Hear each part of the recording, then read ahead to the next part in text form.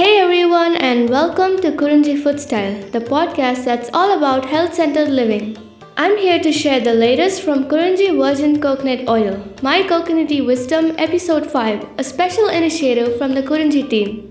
In this series, we're diving into the world of coconut based products, from nostalgic tales to today's experiences. These stories come straight from our beloved friends, family, and customers, promising us a series that's both delightful and eye-opening. Today we have Mrs. Geetha to share with us her coconutty wisdom, and I'm Nishi Andal reading it for you. Without further ado, let's get right into it.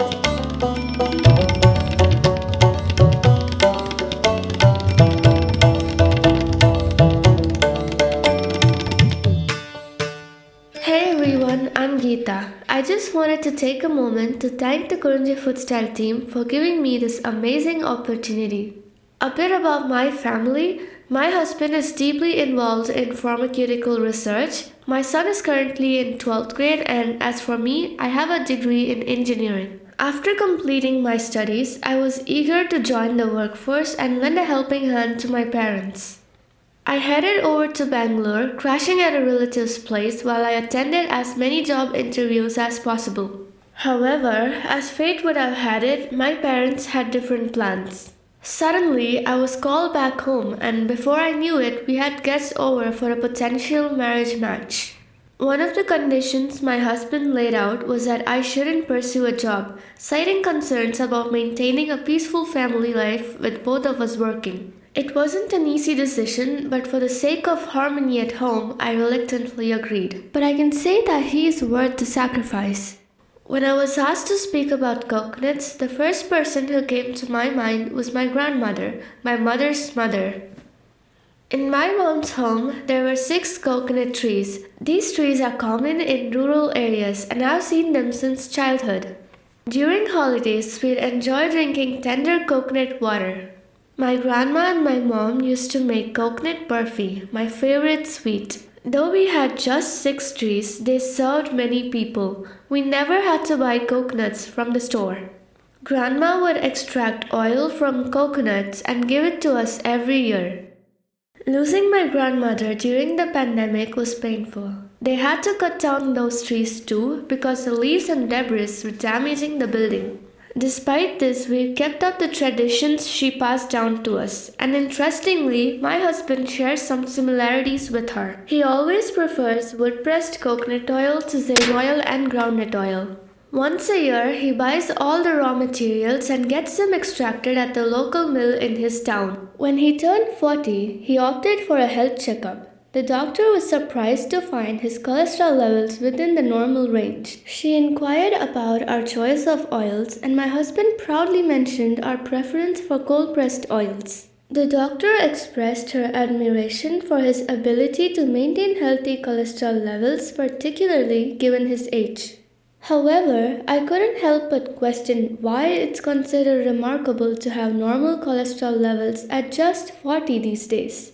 We stick to traditional food habits, but that doesn't mean we've always been perfect. About 7 years ago, we found ourselves indulging in foreign foods like pizza, burgers, and KFC. However, over time, we made a conscious shift towards healthier options. We began cooking in mud pots and iron vessels, incorporating nutritious ingredients like black rice and various millets into our meals. As I was speaking, I realized my connection with coconuts has been ongoing. When I married into an agricultural family, they had a big coconut grove. But my husband's frequent travels between states meant he couldn't visit the farm much. So we settled in Bangalore 11 years ago. As my mother-in-law grew older, my husband decided it was tough to manage the farm from afar. Instead, we chose to plant more coconut trees on some spare land. My father took charge of this project, and now, after some time, we're starting to see tender coconuts grow on these new trees. I've just realized the challenges involved in raising coconut trees, and more broadly, how tough agriculture can be. We used to think that hiring people to work on the farm while my father supervised would be easy, but in reality, it's anything but that. It reminds me of a dialogue from the movie Devar Magan. Tomorrow you will eat, and then your children, but the seed was sowed by me. That perfectly captures my father's hard work at the age of 72. It's truly incomparable. I dream of a day when we can eat all the vegetables and fruits grown in our neighborhood according to the season instead of buying imported produce from supermarkets. I wish everyone would use the rice, grains, pulses, or millets grown locally, promoting health and sustainability. Whatever is grown on the land is healthy for the people of that region. That's something I firmly believe in. Coconuts are packed with medicinal benefits. My mother had been dealing with joint pain for quite some time. Then I stumbled upon a tip on Facebook. It suggested that consuming 2 dates and coconut on an empty stomach in the morning could help alleviate joint pain. Surprisingly, it worked wonders for my mother. Additionally, she would also apply coconut oil whenever she experienced pain, and it seems to provide relief as well. I had a C-section while delivering my child, and it took a good 3 months for the wound to fully heal. Then, one visitor suggested applying coconut oil to the area. Skeptical but willing to try anything, we gave it a shot. To our surprise, we noticed significant improvement within just a week. During the COVID pandemic, my husband's oxygen levels dropped and he was in a serious condition. He ended up spending around 8 to 9 days in the ICU. During those tough days, it was our traditional food that came to the rescue. The doctors were administering lots of steroids as life-saving medicines, but we were also aware of the immense side effects they can bring. Given to his background in the pharma industry, my husband was especially cautious. As the days passed, I couldn't shake off the worry about the potential side effects like increased sugar levels and weight gain once he recovered from COVID. To counter this, I made sure to include plenty of millets and fiber-rich vegetables in his diet. Additionally, he started drinking coconut milk every day to improve his oxygen levels. It was a true testament to the power of our food choices. It's moments like these that reaffirm the importance of sticking to our traditional food habits. And it's a lesson I hope to pass on to our children as well. My son has a keen interest in studying robotics, and I've encouraged him to apply his learning to agriculture back in our homeland after completing his studies. Surprisingly, he shares the same vision. As parents, we can't teach our children everything, but we can guide them and let them explore on their own. I strongly believe in allowing children to play outdoors and face challenges independently. It's something I've learned from personal experience. When my son decided to join a boarding school for 11th and 12th, I found it hard to accept. He faced many challenges and struggled, but ultimately it was a valuable learning experience for him. Now, he's the one giving us advice. We made a conscious decision not to let him watch cartoons on TV since he was little. We heard from a doctor that it could stifle a child's thought process and creativity. Instead, he spent a lot of time playing, with cars being his favorite toys. As he grew older, his interest naturally evolved into researching, assembling, and disassembling cars. It's amazing to see how his early upbringing without cartoons has led to such a strong interest and engagement in hands-on activities and learning. He's developed a habit of updating me on everything that happens in his day, which I appreciate. Children must trust us so they feel comfortable sharing everything with us. They need to believe that discussing things with their parents will make everything all right. To build this trust, we should spend quality time with our children, talk to them, and make them understand that besides parents, nobody else truly wishes for their well-being. These aspects are especially critical for kids in today's generation. We should actively listen to whatever they have to say, fostering open communication. Dealing with teenagers has always been a challenge across generations. It requires immense patience because they may not always listen to us. However, if we lose our patience, we're the ones who ultimately lose out. So it's important to approach these situations with patience and understanding. In my experience, it's during the 11th and 12th grades that children begin to gain a better understanding of themselves. They start to realize the value of their learning at this stage. However, it's important for us as parents to give them space and independence rather than constantly hovering over them.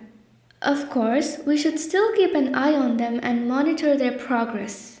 When my son went to a hostel, we started receiving minor complaints about him from the management. But before that, he shares us everything. It has been quite amusing because often before the complaints reached us, he had already narrated the incidents to us.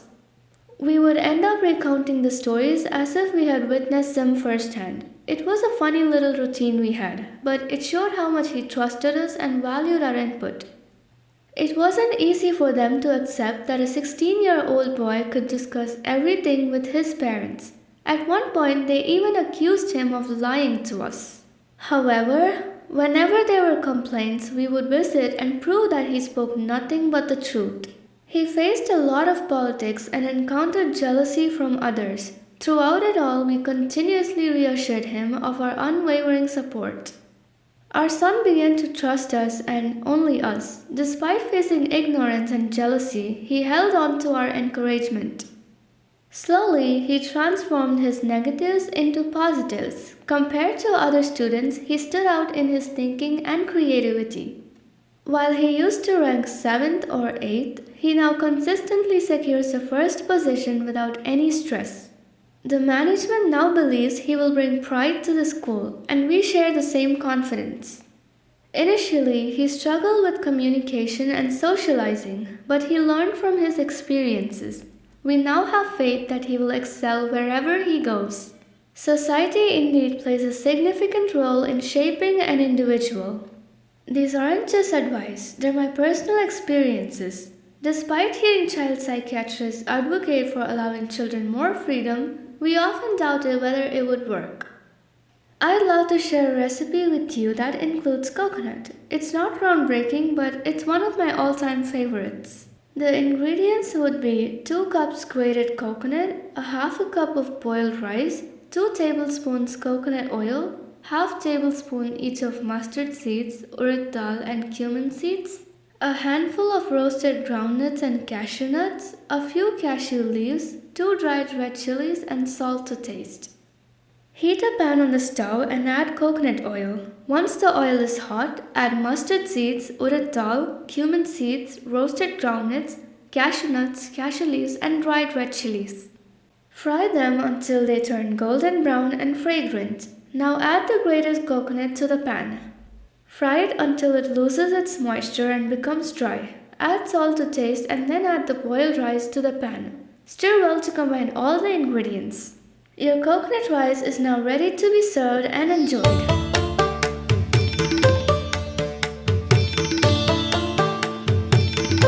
Thank you for your patience and listening to this podcast. Once again, thanks to Kurinzi FOODSTYLE. With love, Geetha from Bangalore. A huge shout out to Mrs. Geetha for this lovely sharing.